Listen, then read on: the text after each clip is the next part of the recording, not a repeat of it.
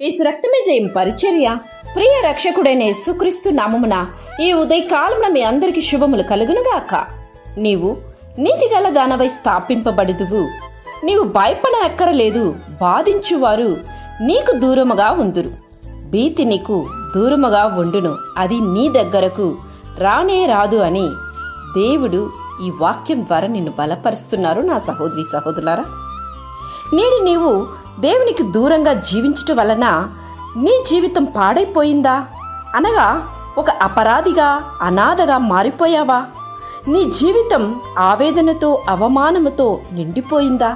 అయితే ఈ సందేశం ద్వారా దేవుడు నిన్ను బలపరుస్తున్నారు. ఎందుకో తెలుసా? నీ జీవితాన్ని మార్చాలని. కాబట్టి నేడే నీవు ఉన్న పాటున ఆయన యుద్ధకు వస్తే ఆయన నిన్ను నీతిమంతునిగా, నీతిమంతురాలుగా స్థిరపరుస్తాడు. నీతో ఉన్న దేవుడు గొప్ప శక్తిమంతుడు అని ముందు గుర్తించు. నీ శత్రువులపై జయమిచ్చి నీకు నెమ్మది కలుగు చేయడానికే దేవుడి వాక్యం ద్వారా నిన్ను బలపరుస్తున్నారు. నీ బలముతో నీ శత్రువుని జయింపలేకపోవచ్చు. నాకంటూ ఎవరు లేదే, నాకైతే బలము లేదే, ఆర్థిక స్తోమత లేదే, వీరిపై జయం పొందడానికి నాకైతే జ్ఞానము లేదే, మనుష్య బలం లేదే అని నీవు అనుకోవచ్చు. అవన్నీ వ్యర్థమే.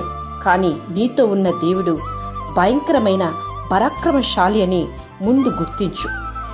శత్రువులు నీ జోలికి రాకుండా సమాధానము కలుగు చేసి నిన్ను విమోచించు దేవుడు ఆయన. యెహోవా నా పక్షముండగా నాకు విరోధి లేదు అని నీవు చెప్పాలి. నిన్ను సిగ్గుపడనీయక నిన్ను తరుము వారిని సిగ్గుపరచు దేవుడు ఆయన. శత్రువులు విషయమై నీ కోరిక దేవుడు నెరవేర్చబోతున్నాడు. నీ ఎదుట దేవుడు శత్రువుని నలగగొట్టబోతున్నాడు. భయపడకు. నీ శత్రువులకు మించిన జ్ఞానాన్ని దేవుడు నీకు అనుగ్రహించబోతున్నాడు. గొప్ప దేవుని కలిగిన నీవు ఇక నువ్వెందుకు భీతి చెందుతున్నావు? నీ మీద యుద్ధము చేయుదురు, కానీ వారు జయింపరు. దేవుడు నీతో ఉండి జయాన్ని అనుగ్రహించిపోతున్నాడు. కనుక ధైర్యముతో ఉండు. నీ వ్యాజ్యాన్ని దేవునికి అప్పచెప్పు. నీవు పోరాడదానికన్నా నీతో ఉండి పోరాడు దేవునికి నీ వ్యాజ్యాన్ని నువ్వు అప్పచెప్పినట్లయితే గొప్ప విజయాన్ని నువ్వు పొందబోవు. ఆమేన్. యేసు రక్తమే జయం పరిచర్యలు. నీ సహోదరి. God bless you.